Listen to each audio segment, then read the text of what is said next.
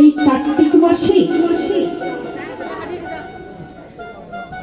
একটি মাস, ওই পূর্ণিমা থেকে, লক্ষ্মী পূর্ণিমা থেকে রাস পূর্ণিমা পর্যন্ত আমার মায়েরা কাত্যায়নী ব্রত করত। দিনে নয় মা, রাতে। কখন? নিশীতে। জগৎ যখন ঘুমায়ে যেত তখন আমার মায়েরা নিজ নিজ পতি ঘর ত্যাগ করে মালা, ধূপ, দীপ, তুলসী, চন্দন নিয়ে শিরোধনী গঙ্গার কুলে গিয়ে ভক্তগণ ভগবানের আরাধনা করত।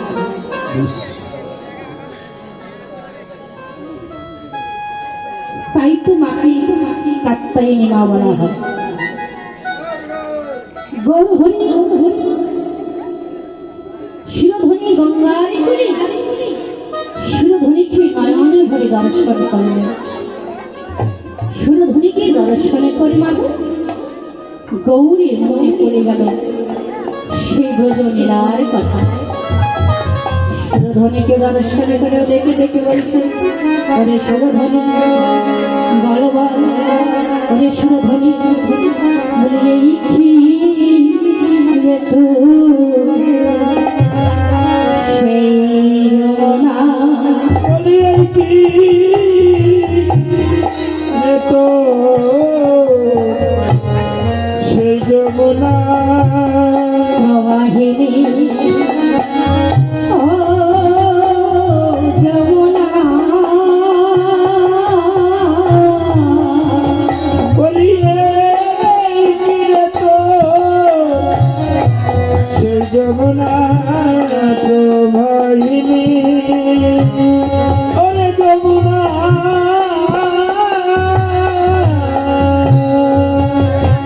ও বলি কি তুই সেই যমুনে প্রবাহিনী, যমুনে ও যমুনে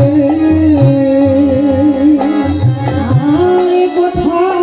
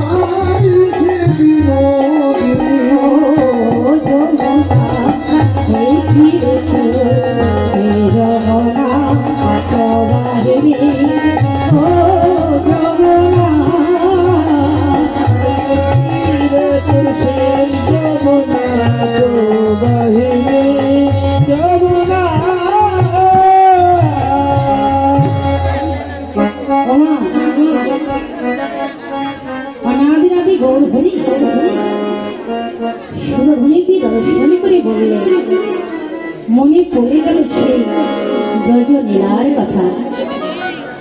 ভগবান আর ভগবানের আত্মস্মৃতি জ্ঞান হারিয়ে সুরধনীকে লক্ষ্য করে বললেন, ও সুরধনী, বল তুই কি সেই যমুনা দাপর যুগে আমার প্রেমময়ী রাই ধনীকে নিয়ে তোর বুকে কত লীলা করেছে, তাই না মা? ভগবান কত লীলা করেছে যমুনাকে নিয়ে, যমুনাকে ঘিরে, যমুনা তার সাক্ষী। তাই সুরধনীকে দর্শনে করে ভগবানের মনে পড়ে গেল সেই ব্রজনীলার কথা। বল বল তুই কি সেই যমুনা যার মুখে আর নৌকা বিলাস করেছে, অষ্টসখী আমার ওরা মুখে কত লীলা করেছে। একবার কৃপা করে বল না, তুই কি সেই যমুনা? তুই কি আমার সেই যমুনা? ভগবান ব্রজ ভাবে বিভোর হয়েছে। সত্যই বা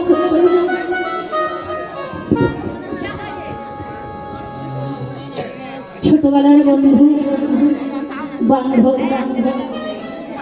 বড় হয়ে গেলে অনেকদিন পর দেখা হলে, সাক্ষাৎ হলে চিঠি মনে পড়ে যায়, তাই না? তখন বক্ষে জড়াই সেই মনে আবেগ ভেসে ওঠে হয়নি। ছোটবেলায় কত না স্কুলে ঘাটে মাঠে আমরা খেলা করেছি, কত দুষ্টমি করেছি, মনে পড়ে যায় না? আজ আমার বোধ হলে মনে পড়ে গেছে সেই দিনের কথা। যমুনাকে ঘিরে শিশুকাল হইতে আমার অনাথ রাধি গোপাল কৃষ্ণ কানা কৃষ্ণ ভগবান একাগ্রভাবে একাগ্র রূপ ধরে যমুনার কুলে খেলা করেছিলাম। যমুনা তার সাক্ষী, শিরোধনীকে দর্শন করে ভগবান সেই দিনার কথা আজ মনে পড়ে গেছে। শুধু তাই মা, ভক্তাধীন ভগবানের আরো লীলার কথা মনে পড়ে গেল। কিভাবে ওরে ফুল বনা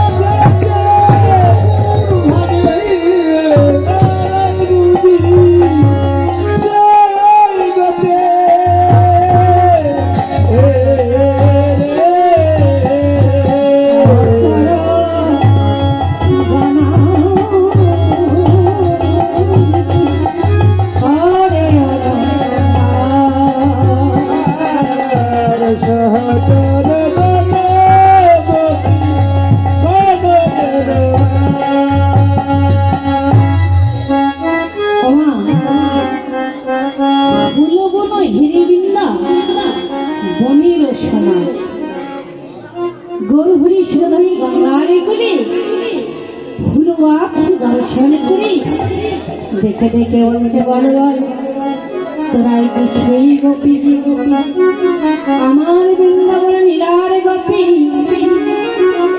গোপনে গোবিন্দ ভজেছিল গুরুতে যারা গৌরাঙ্গ ভজে কৃপা করে একবার আমায় বল তোরা কি সেই গোপী বৃন্দাবন নীলার গোপী ভক্তদের ভগবান ভগবানকে দর্শন করে যায় নয়নে জলে গুরু ভাষাই বলছে একেবারে কৃপা করে ধরা করে বল তোরাই কি সেই গতি কেননা ভগবান যার ভক্ত মা ভগবান আর ভগবান হয়ে আসে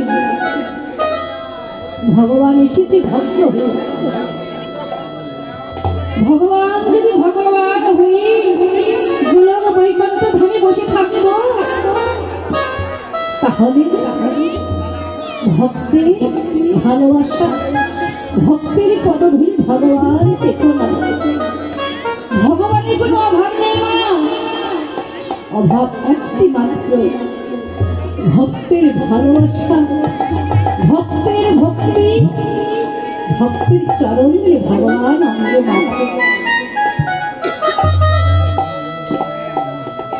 ভগবানে বললে হে ভক্তরা ধুলি নয় ধুলা নয় নয় কদরে এই ধুলি রেখে গেল নন্দের ব্যথা কান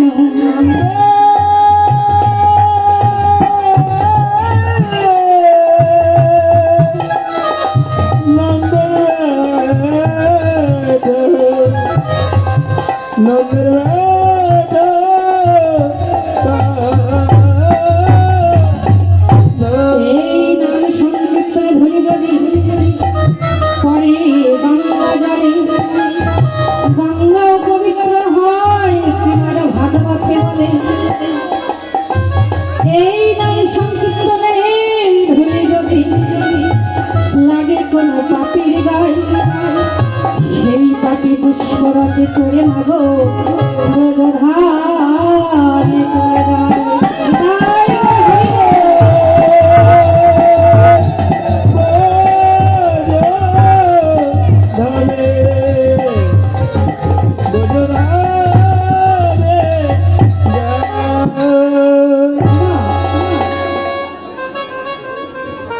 আমরা একাদশী কেন করি বলেন তো এই কলিতে একাদশী করা সমস্ত জীবের কর্তব্য কেননা সত্য যেটা দাপরে অনেক জীবের পরমায়ু ছিল কলিতে কিন্তু অত পরমায়ু নেই মা কলিতে ভগবান অতি অল্প সায়ু দিয়েছে তার মাঝে জীবকে বড় হতে হবে প্রতিষ্ঠিত হতে হবে বিবাহ করতে হবে আবার সাধন ভজন করতে হবে তাই তো ভগবান যখন কলি গৌর হই ভগবান উদয় হলে ভক্তের জন্য কঠিন পদ আর আনলেন না সহজ সরল সোজা পদ আনলেন তা হল শরীর শরণাম বক্ত সক্ষমা অজপা হরিনাম যদি কেউ প্রেম ভক্তি সহিত ভজনা করতে পারে ভক্তাধীন ভগবান তার সকল মনোবাসনা পূর্ণ করবে আপনারা মালা করেন না করেন করেন কেন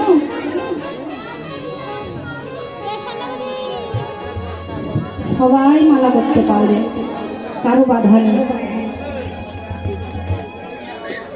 কলিতে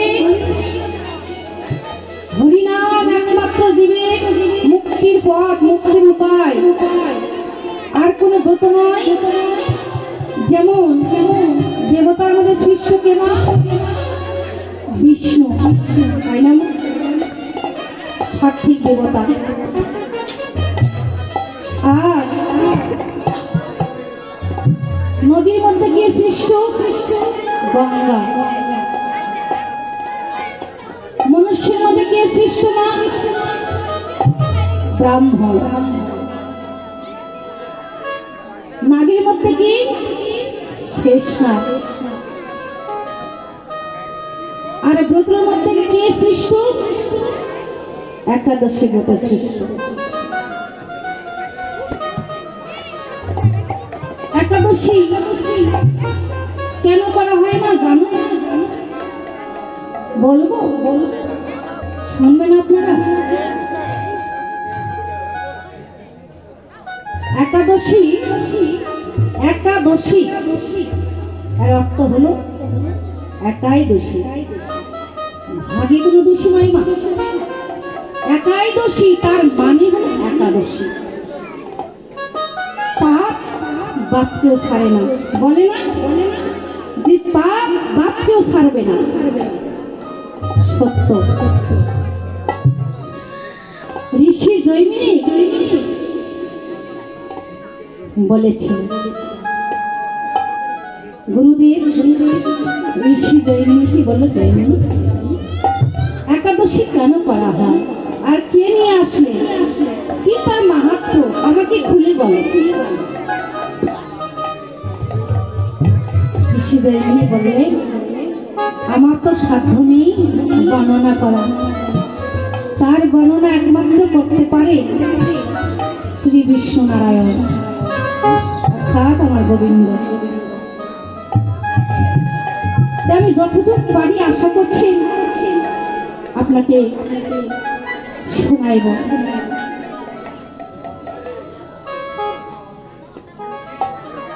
ভগবান ব্রহ্মাকে সৃষ্টি করলেন নাভি মূল থেকে। ব্রহ্মা যখন সৃষ্টি হইল, ব্রহ্মা অনেক দেব দেবতাগণ মনুষ্যগণ সৃষ্টি করলেন।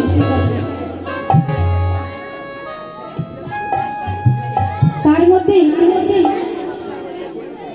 ভগবান নারায়ণ একজন পাপ পুরুষকে সৃষ্টি করলেন।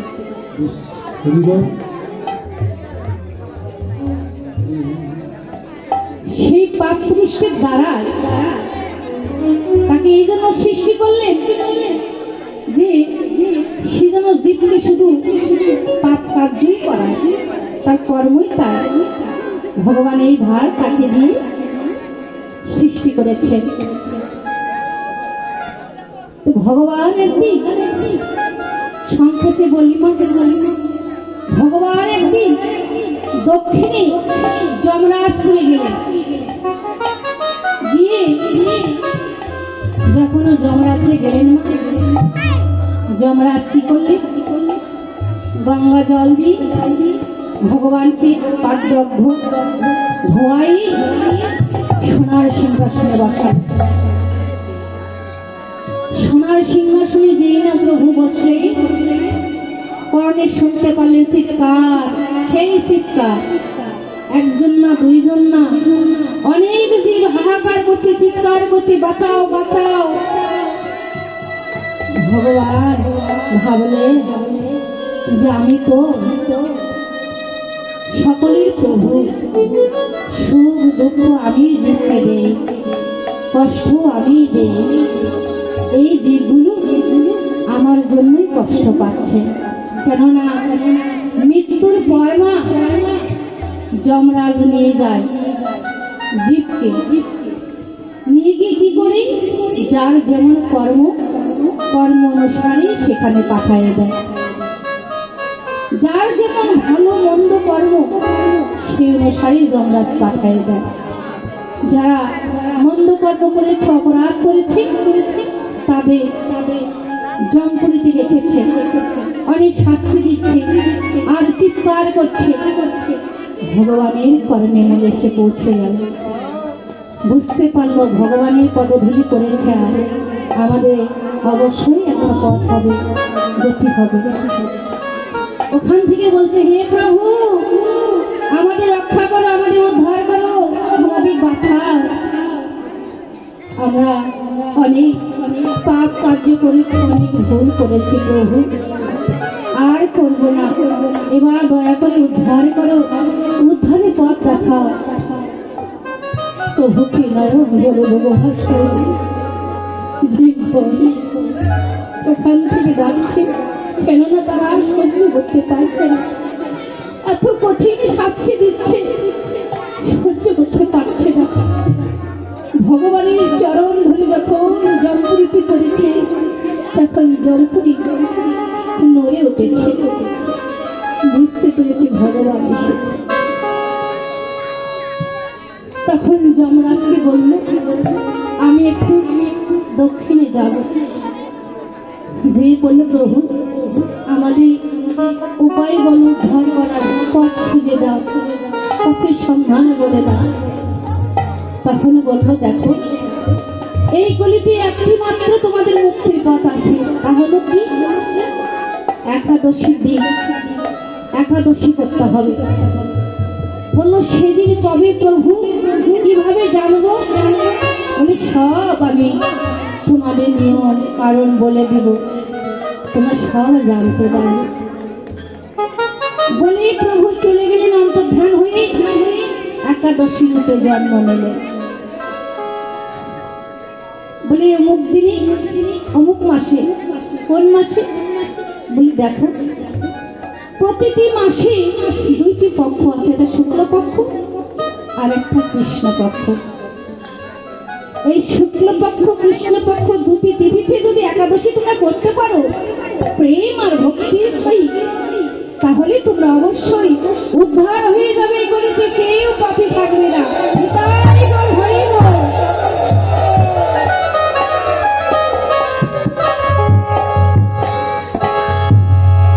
সেদিন থেকে কলির জীবের শ্রেষ্ঠ ব্রত হলো একাদশী।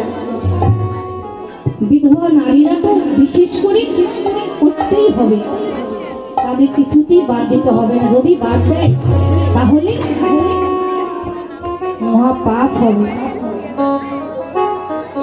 আর ওই যে পাপ পুরুষকে সৃষ্টি করেছিল ভগবান,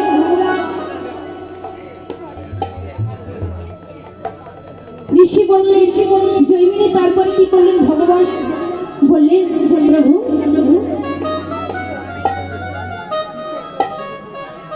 ওই পাপ পুরুষটি একাদশীর দিন পাড়াইয়ে বেড়ায়, কোথাও স্থান দেয় না।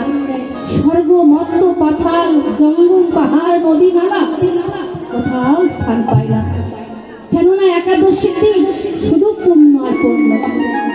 তাই ভগবানের কাছে গিয়ে বললেন, হে প্রভু আমাকে আপনি সৃষ্টি করেছেন পাপ কার্য করার জন্য, আমি তো একাদশীর দিন কোথাও স্থান পাই না প্রভু, তাহলে উপায় বলে দেন, এমন একটা স্থানের সন্ধান দেন আমি যেন সেখানে স্থান পাই। আপনি তো সব সৃষ্টি করেছেন। বলল, চিন্তা করো না, একাদশীর দিন তোমারও স্থান হবে, উপায় বলে দিচ্ছি। কি উপায় প্রভু?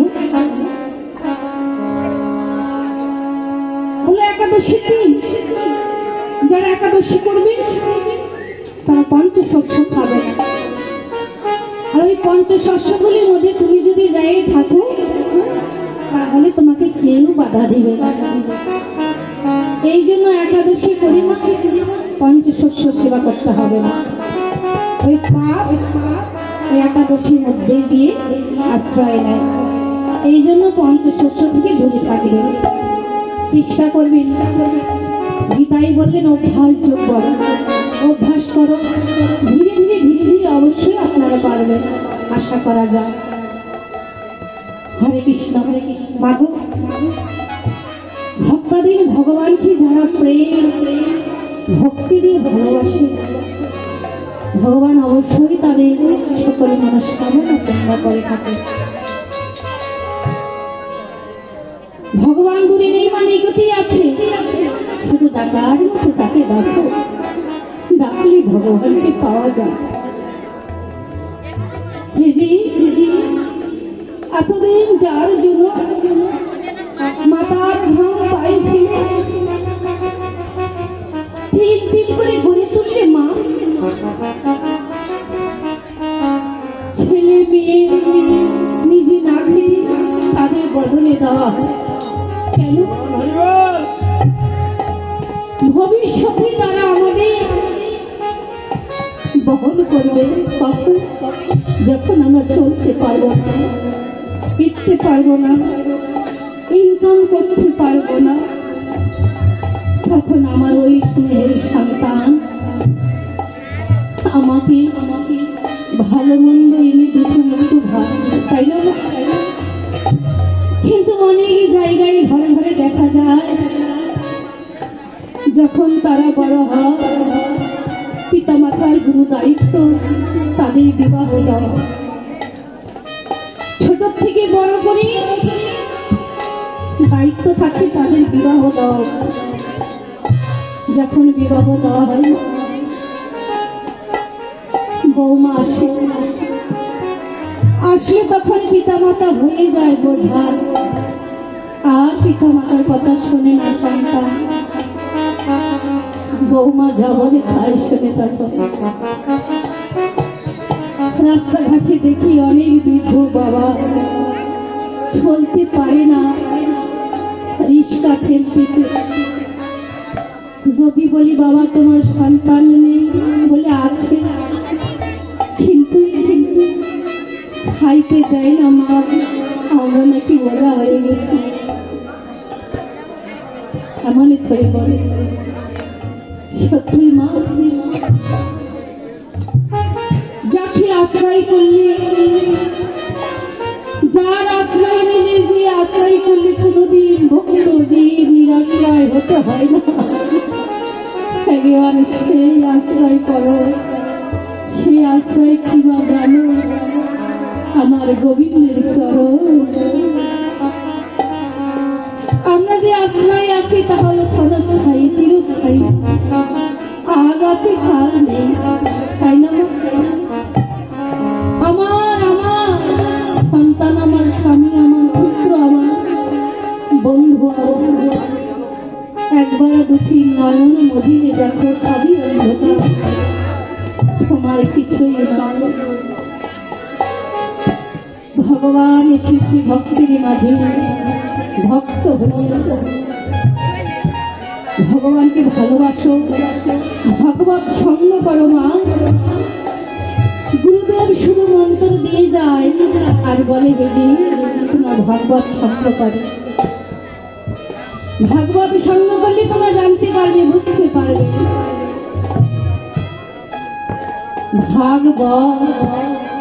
ভাগবত শব্দের অর্থ কিনা? আমরা শুধু বলি ভাগবত সঙ্গ করি, ভাগবত বলি, কিন্তু ভাগবত সম্বন্ধে আমরা জানি না। কেন ভাগবত বলা হয় জানেন না? কেন ভাগবত বলা হয়? এই যে 6টি রিপু 10টি ইন্দ্র আছে দেহের মাঝে, ভাগ করো, কাউকে বধ করো, করে প্রেমের সঞ্চয় করো, প্রেমকে জাগৃত করে, প্রেম আর ভক্তি একাত্রিত করে ভগবানকে ডাকো, তাহলেই তোমরা উদ্ধার হতে পারবে। তাই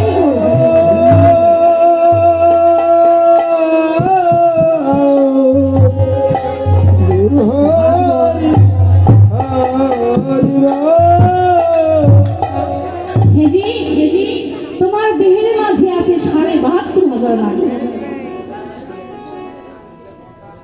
তার মধ্যে 3টি নারী যাকে নিয়ে সাধন ভজন হয়। তারা কারামা, মীরা, পিঙ্গলা, এই যে মাঝখানে সুষমা নারীটি বড় শান্ত নারী। এই সুষমা নারী 2 নারীকে কন্ট্রোল করে।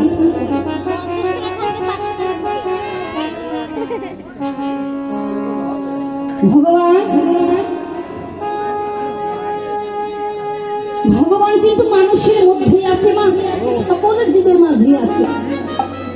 ভগবান বললেন সকলকে নারায়ণ রূপে যে দেখি সেই আমার কাছে নারায়ণ। সকল জীবকে যে সমান করে দেখি, সমান করে ভালোবাসি, সেই আমার কাছে। শ্রেষ্ঠ ভক্ত। আমাদের একটু অর্থ সম্পদ হলে অহংকারে ধনী গরিবকে সম্মান করে না, দূরে সরে দেয়, তাই না মা? যদি বংশের মাঝে একজনে গরিব থাকে দেখবে অনুষ্ঠান করলে তাকেই নিমন্ত্রণ করে না, ভুলে যায়। কেন? তার অর্থ সম্পদ নেই, তেমন সম্মান তাকে করে না, দেওয়া হয় না। কিন্তু ভক্তাধীন ভগবান তার কাছে সকলেই সমান। তার কাছে কোনো ধনী গরিব নেই গো, তার কাছে সেই ধনী যারে মন ধনী, সেই একমাত্র আমার গোবিন্দের কাছে ধনী। অর্থ সম্পদ টাকা পয়সা ধন দৌলত ভগবানের কাছে এগুলো ধনী না। আচ্ছা মা বলেন তো, আমরা মন্ত্র কেন নেই?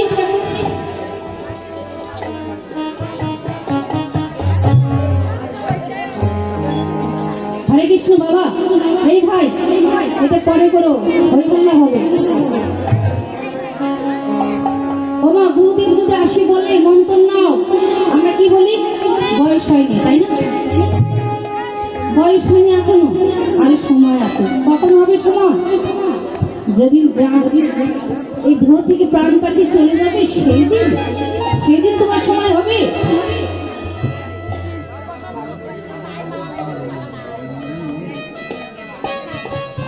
শিশুকাল থেকে কিশোর প্রাপ্ত বয়স থেকে দীক্ষা নেওয়া প্রয়োজন।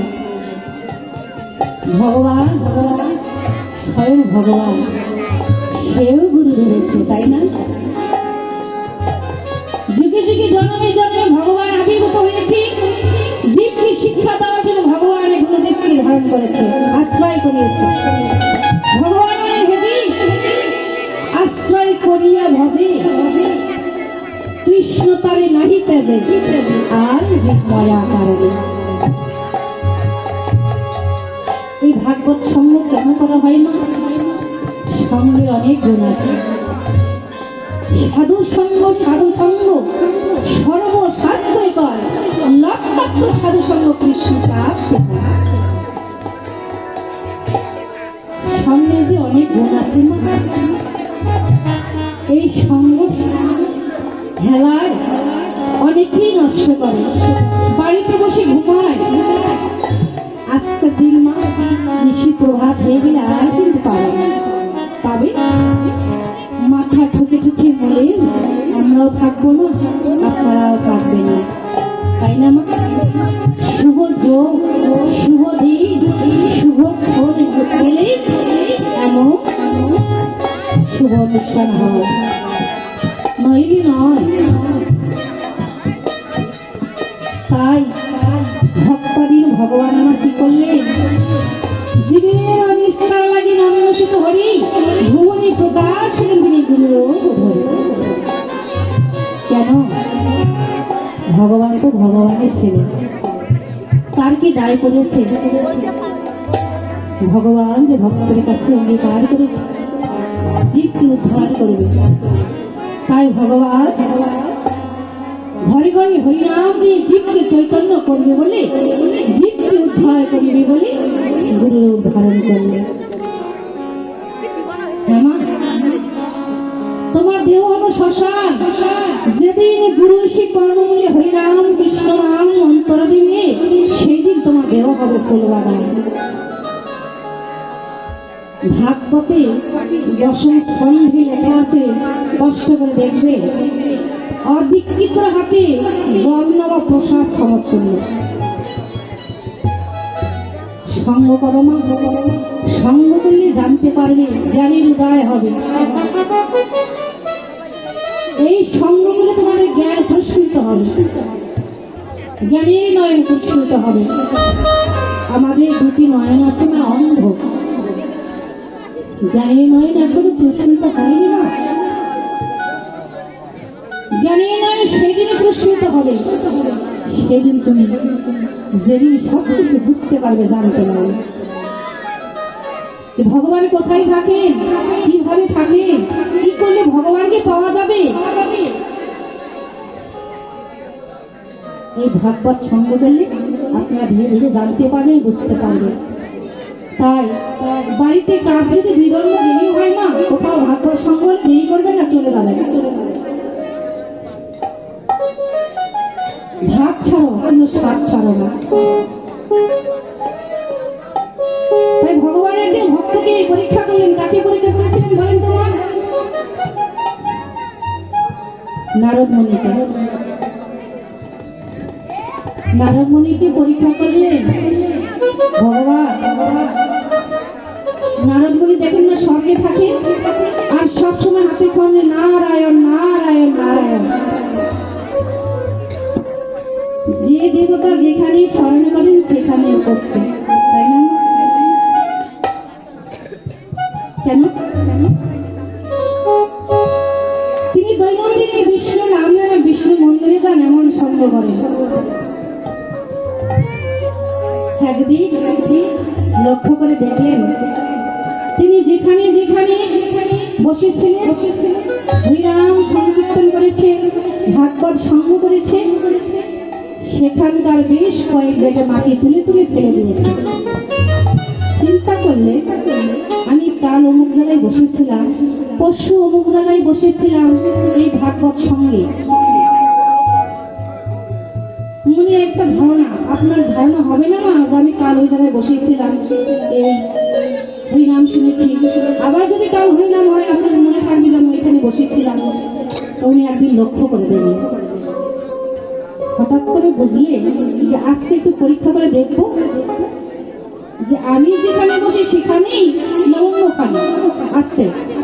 হ্যাঁ, উনি যখন এইরকম ভাগবতের সঙ্গ ত্যাগ করে চলে গেলে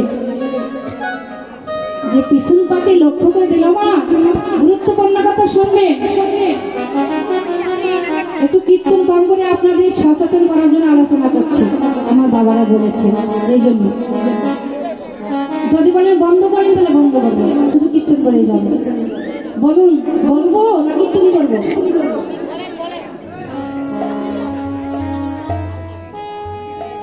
নারদ মুনি যখন উঠে চলে গেলে সেদিন বুঝতে পারলেন একটু দূরে গিয়ে ফের চোখে মানে তেরা করে, এই যে তেরা করে নতুন বউ দেখে না,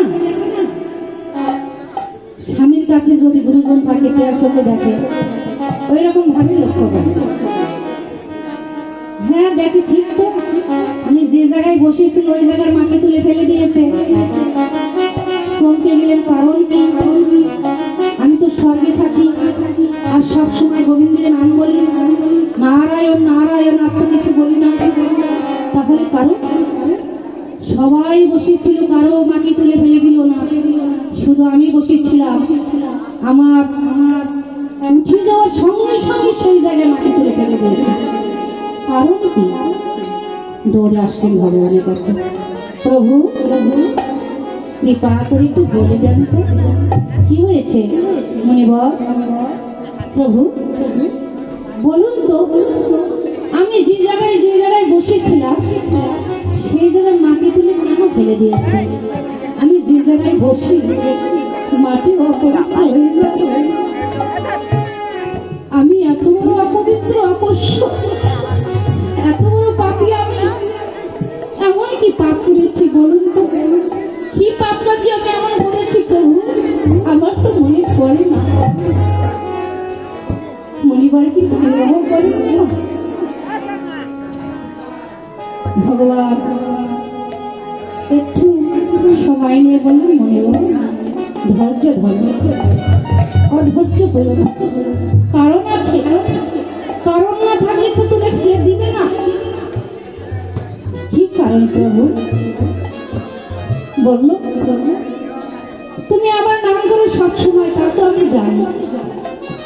স্বর্গে তুমি থাকো, স্বর্গে তোমার বাস, তুমি একজন মুনি, প্রজাপতি ব্রহ্মার পুত্র তুমি। তারপরেও প্রভু আমি অপবিত্র, অপস্য। হ্যাঁ, কেন প্রভু? বলে মুনিবর, তুমি যে এত বড় হয়েছো, বয়স হয়ে গেল, বলো তো তুমি কি দীক্ষা নিয়েছ? স্তব্ধ হয়ে গেল। প্রভু, আমি তো তোমার সঙ্গেই থাকি, সবসময় স্বর্গে থাকি, তোমার নাম বলি বদলে, এমনি আর কিছু বলি না। তারপরে আমার দীক্ষা নিতেই হবে, তার জন্য আমি এত বড় পাপী, এত বড় অপস্য, আমি তো কোনোদিন ভাবিনি, জানতাম না। বলে তুমি জানো না বলিব, আমি যে ভগবান, আমার তো গুরু আছে, তুমি জানো না? তখন প্রতিজ্ঞা করলেন, আমার হরি মন্দিরে, বিশ্ব মন্দিরে প্রতিজ্ঞা করলেন, হে প্রভু, এই সামান্য ভুলের জন্য আমি এত বড় পাপী, এতদিন যা কিছু করেছি সব আমার সফল গেছে, কোনো ফল হয়নি, তাহলে আমি আজ প্রতিজ্ঞা করলাম এই বিশ্ব মন্দিরে ভক্তের মাঝে কাল প্রভাত কালে আমি যার বদন দেখবো তার কাছেই আমি দীক্ষা নেব। নিতাই গৌর হরি বল, হরি বল।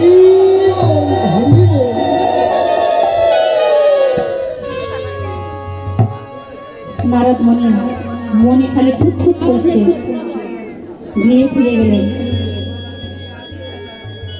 রাত্রি হলো, মাগো সুখের নিশি তাড়াতাড়ি যায়, দুঃখের নিশি সহজে যায় না, তাই না?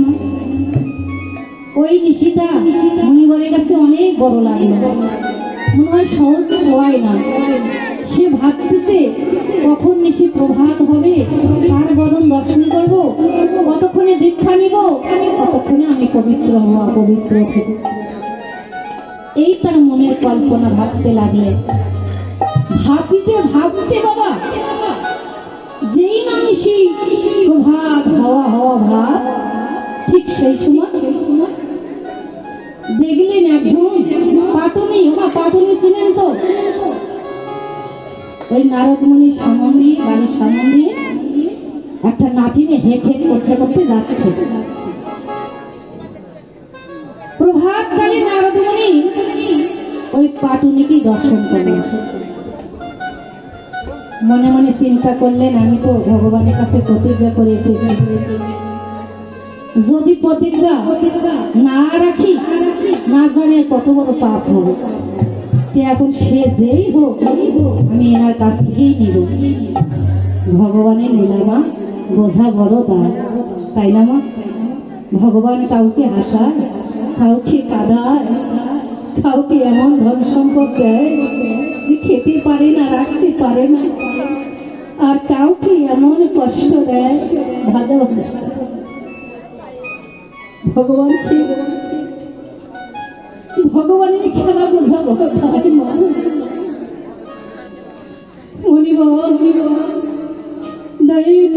রহস্যায় বলছে, হে প্রভু, আমার যাই হোক, আমি ভাববো না যে আমি একজন মনিবর উচ্চতরে এই কিছুক্ষণে মানুষের জীবন্ত নিব, কখনো ভাববো না। না প্রভু, প্রতিজ্ঞা করে করেছি আমি নিব। দৌড়ে ছুটে গেলে পাটুনির কাছে, দাঁড়াও দাঁড়াও, পাটুনি দাদা দাঁড়াও। হে পাটুনি মশাই, দুটি চরণ ধরে জড়াই ধরছে, আর উঠতে দিচ্ছে না, বলছে আমাকে পাপ থেকে উদ্ধার করো প্রভু, আমায় দীক্ষা দান করো। পাটুনি বলছে, মনিবর পাছাড়ো পাছাড়ো, এ কি করছো, আমার যে পাপ হবে। তুমি একজন সেই মনিবর, আর আমি একজন উচ্চতরের মানুষ। পাটুনি, শুকুর চড়া আমার কাজ, আমি কি করে তোমার দীক্ষা দিব বলো? আমার কি সাধ্য আছে? তুমি একজন গুরুদেবকে ধরে দীক্ষা দাও, আমি কি করে তোমার দীক্ষা দিব? তুমি কত উচ্চতরে একজন মুনি, ব্রহ্মার পুত্র, আমি কি পারি তোমার মন্ত্র দেখে? বলছি, হ্যাঁ, আমি প্রতিজ্ঞা করেছি আমার এই পাপ থেকে উদ্ধার করবে। আপনি যাই হোক, যেই হোক, চলুন আমার গৃহে, আমাকে দীক্ষা দান করুন। দুটি চরণ জড়াই ধরে বলছে, হে মনিবর, আমায় কৃপা করে চরণ ছাড়া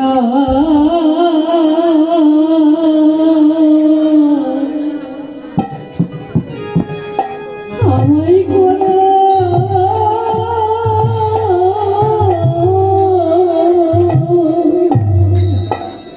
করোনা হে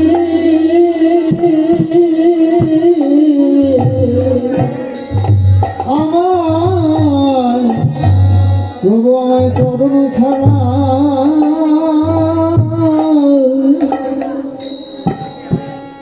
আমায় কোনো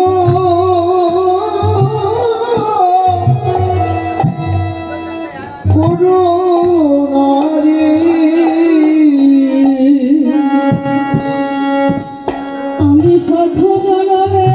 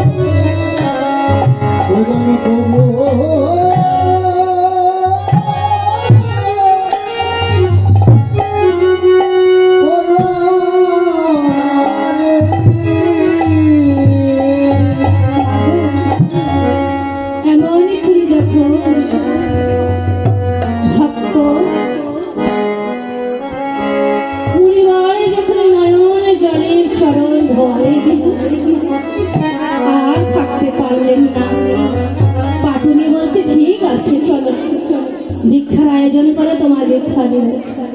গৃহে নিয়ে গেলে কৃষ্ণ নাম দীক্ষিত করলে, বললেন মনিবর আজ থেকে কিন্তু আমি আর পাপিনী হইলাম না, আমি হলাম তোমার গুরুদেব আর তুমি হলে কিন্তু আমার শিষ্য। আছে মনে রেখো, আমি কিন্তু আর তোমার কাছে পাটনি নই, আমি তোমার গুরুদেব, তুমি আমার শিষ্য। তাহলে চলো আমি প্রসাদ নিব, আমি এক মুষ্টির অন্ন এঁকেছি, এই প্রসাদটুকু তুমি নাও।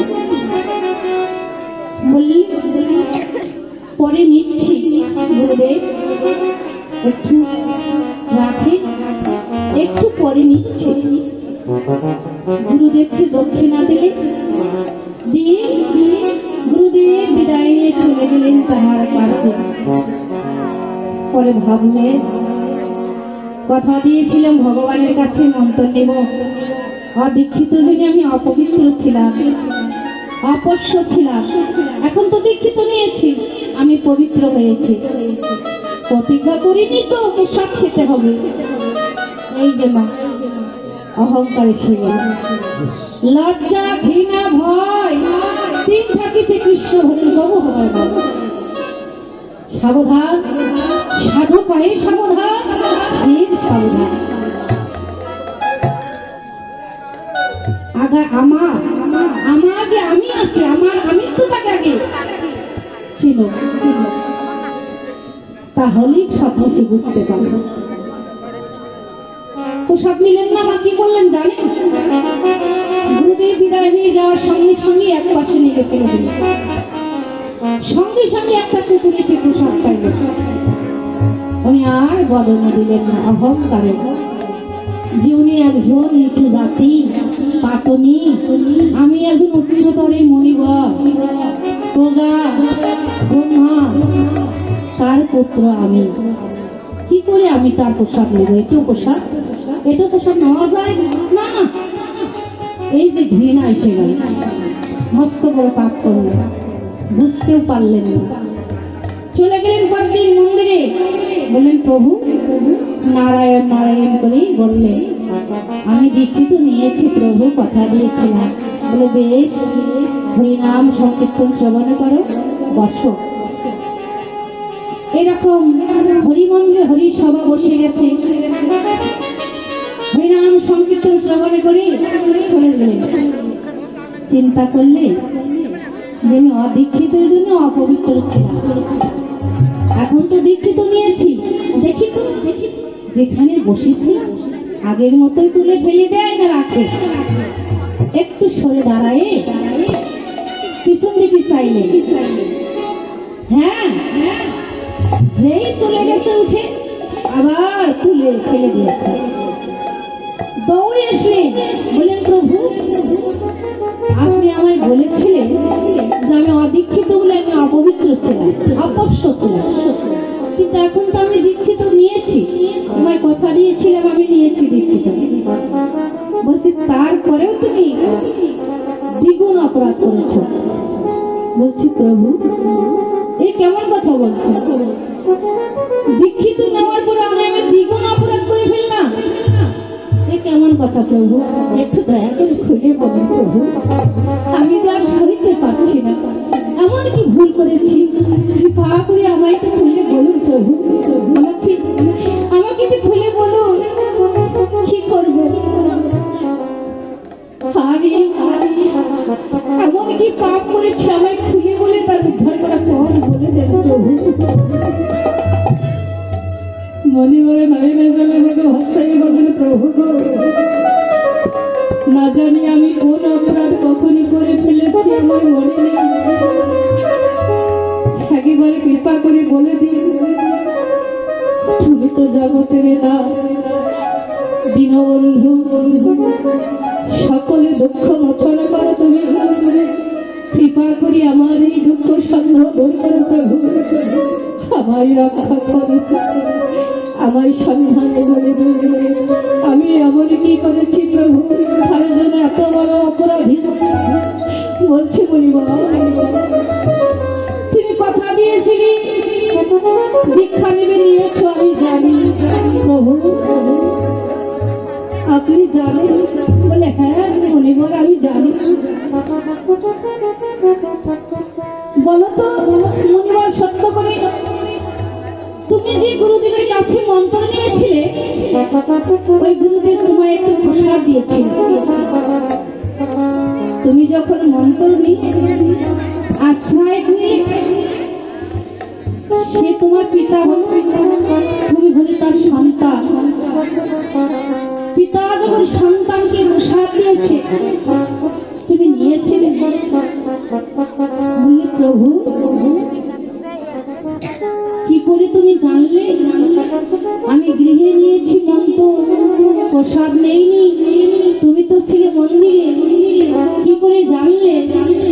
বললে নারদ এই বিশ্ব ব্রহ্মাণ্ড আমি পরিচালনা করে, জানো না? তুমি যেখানেই যে করো, তুমি কেন পৃথিবী জীবনায় যা কিছু হয় আমার জানা, তুমি জানো না? হ্যাঁ প্রভু আমি ভুল করেছি, আমাকে প্রসাদ দিয়েছিল গুরুদেব কিন্তু আমি দিইনি। তাহলে এখন কি করে মুক্তি পাবো বলো? এই নরক থেকে পাপ থেকে আমি কি করে উদ্ধার পাবো? বলছি একটি মাত্র উপায় আছে, শুনবি? বলে হ্যাঁ প্রভু আর বিলম্ব না, বলো কৃপা করে তাড়াতাড়ি বলো। বলে দেখো তো যেখানে তুমি প্রসাদে ফেলে দিয়েছ আস্তে ওখানে যাও, গিয়ে দেখো যদি যেখানে ফেলে দিয়েছো এক কেজি অন্ন পাও তুমি ওই পাতাতে। বললে প্রভু কুকুর তো খেয়ে নিয়েছে, আমি কি খাবো? বলে পাতি পেলেও পেতে পারো, যাও যদি পাও তাহলে উদ্ধার হবে, নইলে নয়। হা কৃষ্ণ হা নারায়ণ বলিতে নয়নে জলে ভাষায় কাঁদতে কাঁদতে তিনি চলে গেলেন। গিয়ে তাড়াতাড়ি করে নয়নে জলে ভাষে অনুরাগে খুঁজতে লাগলেন। খুঁজতে ভগবান সাহস হইতে পারে, ভক্তের নয়ন জল কখনো সইতে পারে না। ভগবান ভক্তের প্রতি কৃপা করলে দেখলেন কি অমূল গ্রাসে পাঠায়। তখন ভাবলেন আর ভিড় হয়ে আর ভুল করল না, আর বিলম্ব নয়। যেই মাত্র একটি অন্ন দেখেছে নয়নে অমনি তুলে বদলে দিয়েছে, অমনি স্বর্গের ঘন্টা জয় জয় করে বেজে উঠেছে।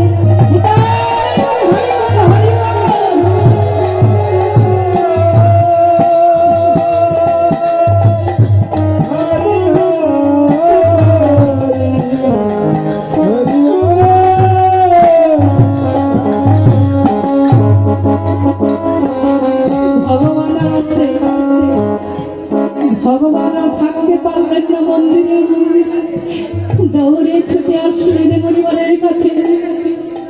দৌড়ে ছুটে এসে মনিবারকে বাবাকে দাঁড়ায় ধন্যবাদ। হে মনিবার তুমি দুঃখ পেও না, কষ্ট পেও না, আমি তোমাকে কোনোদিন কখনো ছোট করতে চাই না।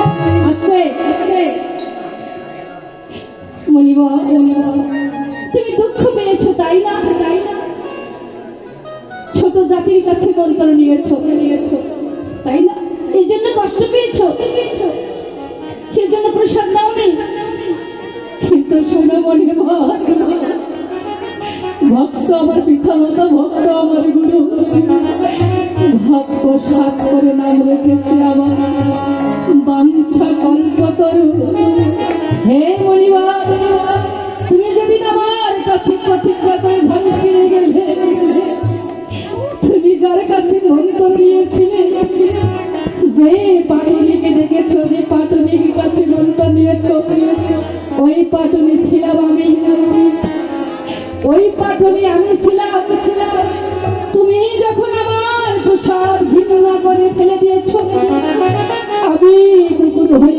প্রসাদ আমি ভক্ষণে করেছি, তুমি বুঝতে পারোনি। অমনি জমে ধরে পড়ছে। হে ভগবান, আমি বুঝতে পারিনি। এবার এসো এসো ভক্ত, আমরা সঙ্গ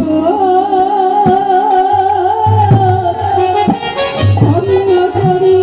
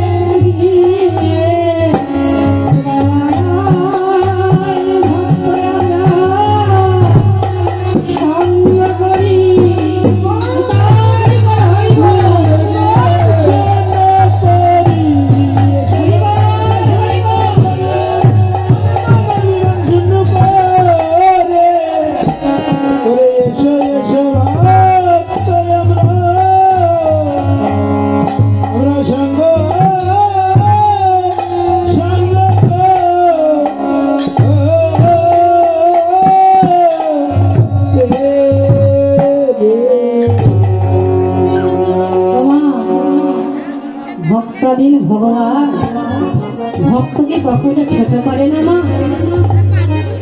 তাই তো রাধা গোবিন্দের যখন জয়ধ্বনি দেওয়া হয় না, জয়ধ্বনি দিলে আগে কিন্তু গোবিন্দের নাম করে না, রাধা গোবিন্দের নাম, তাই না? ভগবান যুগে যুগে জন্মে জন্মে ভক্তকে উচ্চতরে রেখেছে, কিন্তু আমরা চিনতে পারি না। আমরা তাই নাহি চিনি তার চিনাই বিশ্ব ব্রহ্মাণ্ডখানি, তাই তার নাম চিন্তা নেই। এবার শুধুই গঙ্গারি বলি সিধামি নদিয়ার মাঝে আপনাদের মতো শুদ্ধ ভক্তগণকে নিয়ে ভগবান কি করলে খোল করো, তার নেবে খোল করো তালে গোড়া সোনালি করিয়া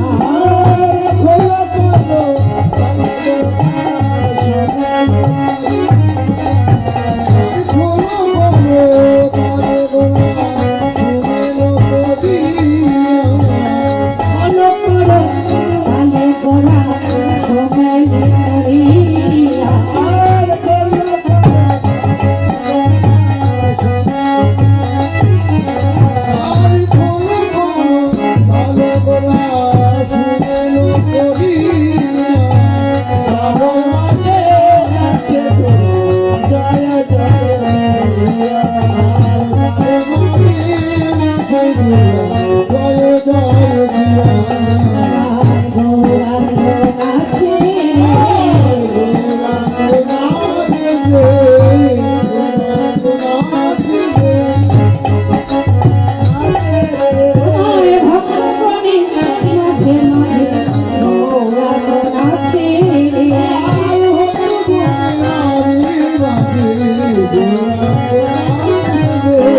ভগবান আছে রে ভগবান আছে হরি বলে ভগবান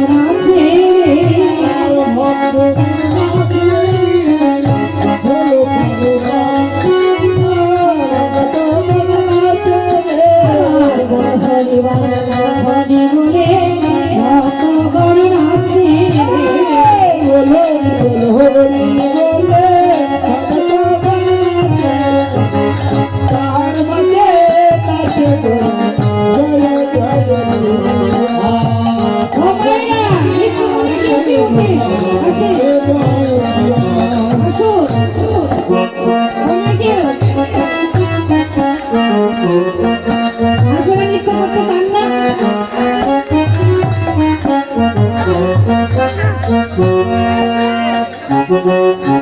ভক্তগণকে নিয়ে গৌর হয়ে নাচছে দুটি বারো তলার করে আমার গৌরী দাস নাচে রে আমার গৌরী দাস নাচে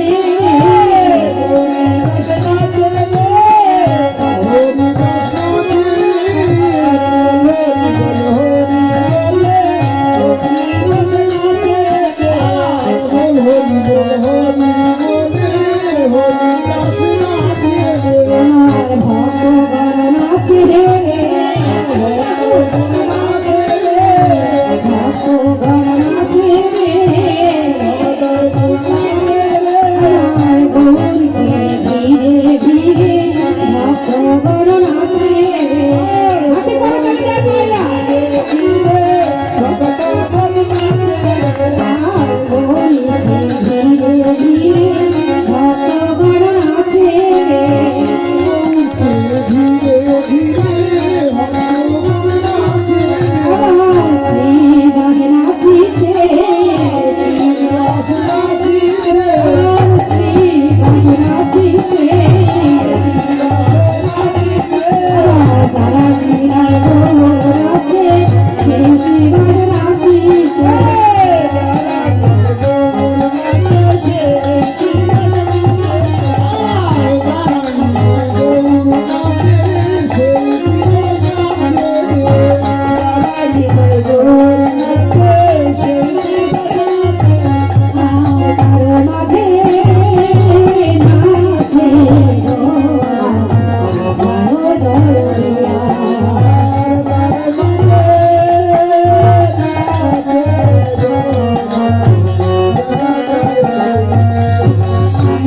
দেব ঘোষে কহে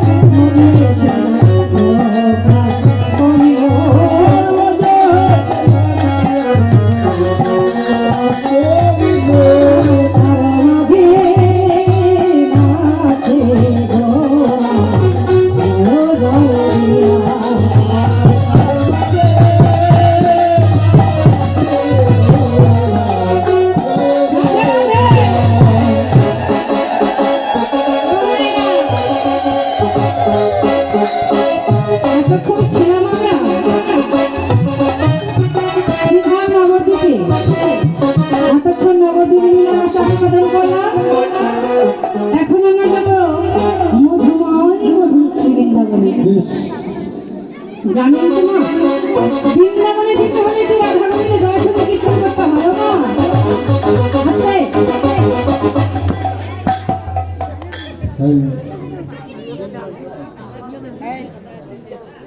মাথা পাগল একাদশী আছে কি মানে আপনাদের ঘুম ধরছে একটু কীর্তন করে তাহলে ঘুমটা ছেড়ে যাবে আর জানেন আজকাল একটা রোগ বসেছে ডায়াবেটিস অনেকদিন হলো এমন তো বসে থাকেন না হঠাৎ করে বসে আছে রক্ত চলাচল বন্ধ হয়ে আছে একটু নড়াচড়া করে মানে রক্ত চলাচল ঠিক আছে হাতে করতালি দিবে আমি যেমন যেমন বলো আপনারা বলবেন বলবেন তো কে কে যাবে বৃন্দাবনে হাত তুলেন তো যার হাত নাই তার তোমার দরকার নাই যার হাত আছে সে তুলবে যাহাই সুরধ্বনি তাহাই জমনা যাহাই মানুষের তাহাই জমনা বহু ভূমির সমান তার কাছে সমান যে দুটি ভূমিকে সমান করে দেখে সমান করে হৃদয়ে স্থান দিয়েছে তার মাঝেই কেবল গোবিন্দ বলে সমানের সমান রাধে রাধে ওমা আগামী বছর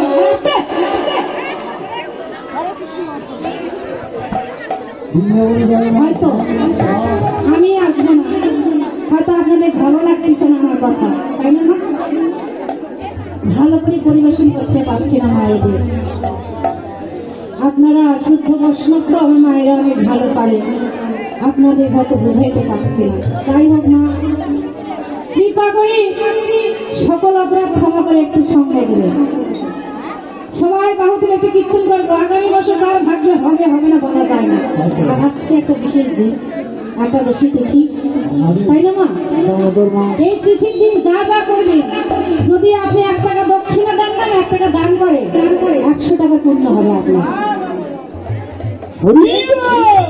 দামোদর মাসে যে যা দান করবে 2 হাত দিয়ে তার দ্বিগুণ পুণ্য লাভ করবে যা দিবেন হাতে তাই যাবে সাথে তুমি আশা করি দুটি ভক্তিমতী মা দক্ষিণা দিয়েছে জানি না মায়েরা কোন মন অভিলাষ দিয়ে দিয়েছে যারা ভাগ্যবতী ভাগ্যবান তারাই করে ভগবত আশীর্বাদ মা যখন দিয়েছে আমার কিছু দেওয়া কর্তব্য আমি আশীর্বাদ করবো ও মায়ের সকল মনোবাসনা জন্য পূর্ণ হয় যতদিন এই ধরা নামে বেঁচে আছে এমনই করে সাধুগুরু বৈষ্ণবের সঙ্গ করতে পারি 2 হাত দিয়ে যেন দান করতে পারে মায়ের অন্নপূর্ণা যেন কোনোদিন ফুরায় না আমার মা যেন অন্নপূর্ণা হয়ে দান করতে পারে আর যুগল ভজনা করিতে করিতে অন্তিম কালে রাধা গোবিন্দের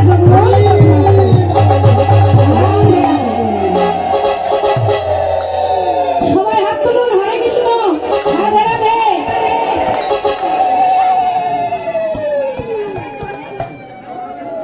জয় রাধে বলে দুটো বাহু তুলে চলে যায় মধুর বৃন্দাবনে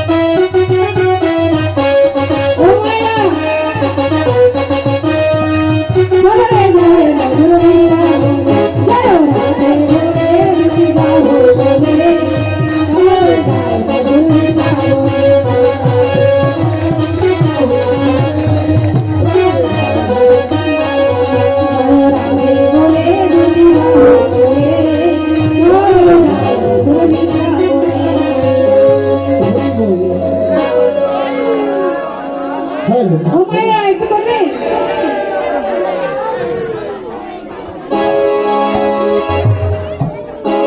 হ্যালো আর একটু করবেন আর একটু আনন্দ করবেন রাধে রাধে রাধে রাধে তোমায় বারে বারে করিতে মানা রাধে জড়ানি দিলে